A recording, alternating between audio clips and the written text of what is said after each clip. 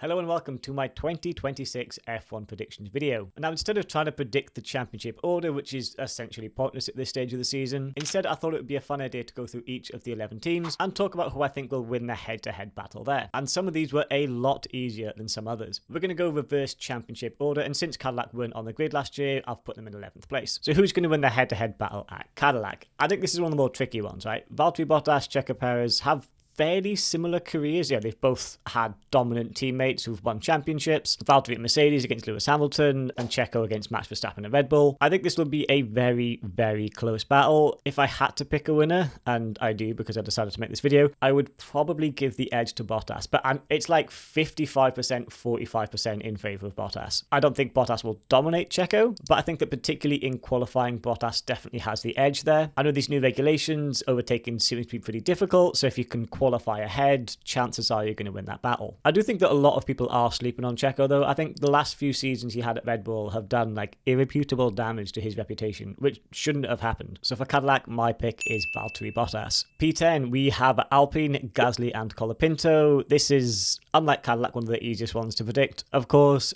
Gasly is probably going to win this head-to-head. I can't really imagine, with how dominant Gasly was in the points last season, that Colapinto couldn't come anywhere near him. I think it was 15-0 Gasly to Colapinto last season. And in the qualifying head-to-head, 13-5 in favour of Gasly. I think that Franco will be a lot closer to Gasly this season, but I can't really imagine Franco coming out ahead. But having said that, this is Franco's first full proper season where he's taken part in pre-season testing, and there's new regulations, so that maybe kind of evens the playing field a little bit. But my pick for Alpine is Pierre Gasly. Now moving on to Audi, who will finish ahead? Nico Hülkenberg, Gabriel Bortoleto. This one's a bit more difficult to judge. Hülkenberg is one of the most experienced drivers in F1's history, and Gabi's only in his second season. But I think that Bortoleto had a fantastic rookie season. You know, F3 champion, F2 champion, Formula 1. And although the points were massively in Hülkenberg's favour at 49-19 last season, in qualifying, Bortoleto did win their head-to-head at 12-11. Very, very close, yes. But this crop of rookie drivers, I think, has been outstanding. I know all the sort of headlines kind of went to Hadjar, which,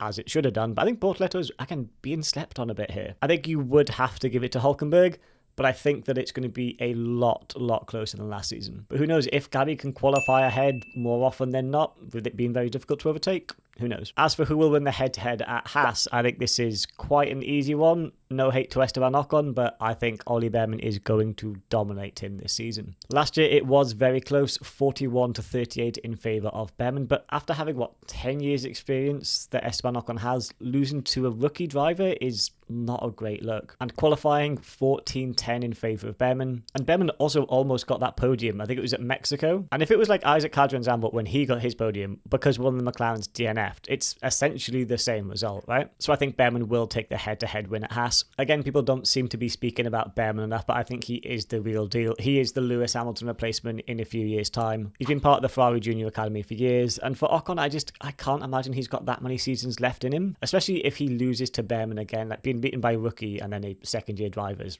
It's just not a good look for someone that's been in the sport for 10 years. Next up, who is going to win the Aston Martin head-to-head? This is a tough one.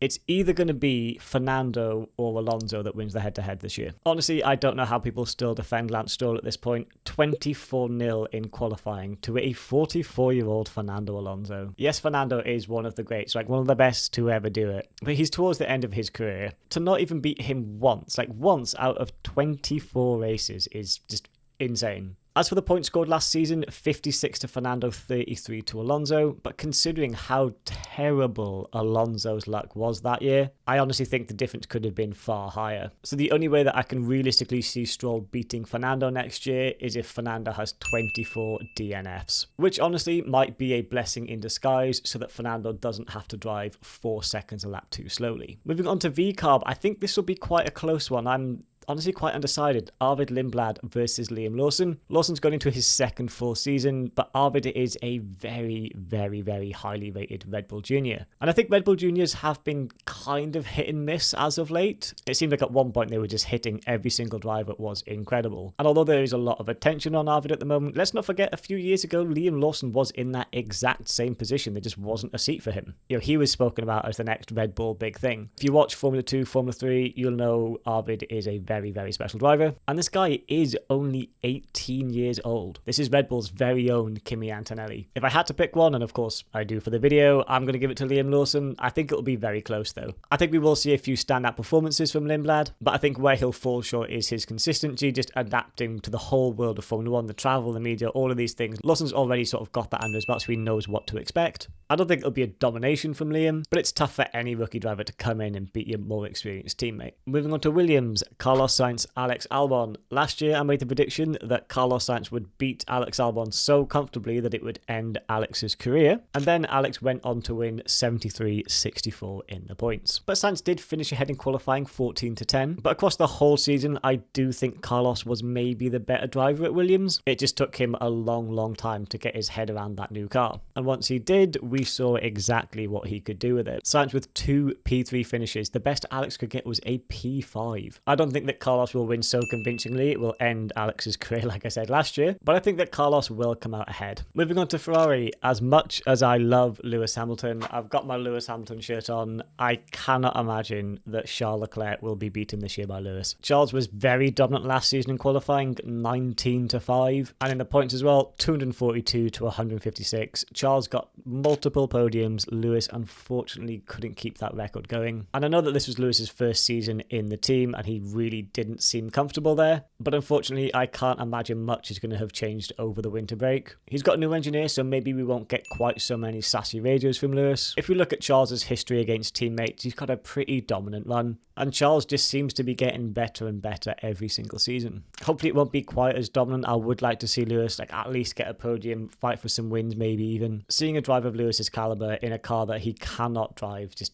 breaks my heart, honestly. I want someone like Lewis to feel comfortable in the car, and I want him to take the fight to Charles. Next up is Red Bull. I wonder who it's going to be. Can Isaac Hadjar do what Daniel Ricciardo did to Sebastian Vettel in 2014? Come in as the underdog. Everyone expects that Isaac Hadjar is going to get dominated by Max Verstappen, but could Isaac actually win the teammate head-to-head? No. I do not think he will do that. As much as I love Isaac, I think Max is just the teammate killer at this point, even more so than Fernando Alonso. I do hope that it's a closer fight than what we've had in recent years. I don't want it to be like it was to Yuki Tsunoda with Liam Lawson last year, where it was a backmarker car and a front-running car. Just doesn't look like they're even driving the same machine. That Max is doing that good a job. There's always, of course, a lot of talk about the Red Bull being suited very much to Max Verstappen. So with this new era of car coming in, maybe those issues, if you want to call them that, aren't baked in as much as they would be currently. But whatever happens, I hope that Isaac Hadjar isn't booted out mid-season and replaced by Arvid Lindblad, or that his contract just doesn't get renewed for 2027. I just want a bit of continuity at Red Bull for a few years, okay? Honestly, at this point, I don't even know what would be considered a win up against Max Verstappen. As long as you're basically in the points every race, I think you'll be fine. No one's expecting him to come in and be quicker than Max, so I think he'll be fine. Moving on to Mercedes, George Russell, Kimi Antonelli. Last season, George scored more than double the points of Kimi Antonelli. Absolutely dominated qualifying, 21-3. Now, I do think that George is one of the best qualifiers in Formula 1, but 21-3 is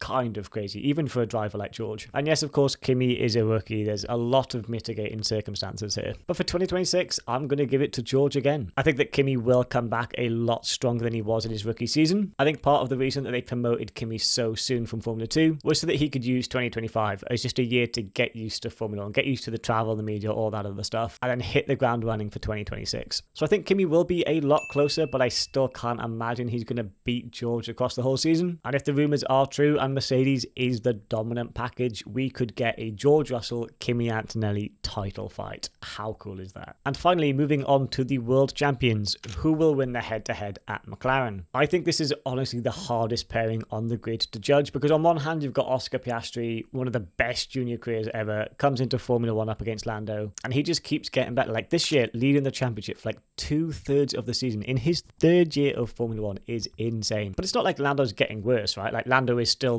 improving himself. Probably not to the same scale that Oscar is. I think the biggest thing that Oscar has done this season, though, was catch up in qualifying. Although Lando did still win the qualifying head-to-head battle at 13-11, in 2024, it was 20 to Lando and 4 to Oscar. So Oscar's qualifying has gotten a lot better. Fun fact for you, Lando has never lost to a teammate in any qualifying head-to-head. I think that's quite impressive too, considering he went up against Carlos Sainz for 2 years as a rookie, Daniel Ricciardo and Oscar Piastri, one of the best rated drivers coming into Formula 1 in recent years. drivers. So I really don't know who I would expect to win the head-to-head battle this year. I'm probably going to get called British bias for this, so I'm sorry, but I would have to give it to Lando just because he's won the last 3 seasons in a row up against Oscar. And I think that Lando's one of these drivers who really does perform better when he feels confident. We've seen him before crumbling under pressure when he's just not feeling confident and he just cannot seem to perform. But I think that now that he's won a championship, a lot of that pressure's kind of gone away because you're either a champion or you're not. And he now is. He'll have the number 1 on his car. He's going to be walking into that paddock feeling like the business. But then you've got Oscar who's going to want to come back and take the fight to Lando. So I cannot wait to see how the McLaren head-to-head goes. Like, again, if I had to put a number to it, I'm thinking it's going to be like 51% Lando, 49% Oscar. It's microscopic how close I think these will be. But let me know your thoughts in the comments. Do you agree with my head-to-head battle? Do you think it's going to play out differently? And if you're new here, please don't forget to drop a subscribe to the channel. We're on the road to 5,000 followers by the end of the 2026 season. And with the season about to start, there's going to be heaps of F1 content coming your way, so make sure you tune in for that. Thank you so much for watching, guys, and I'll see you in the next one.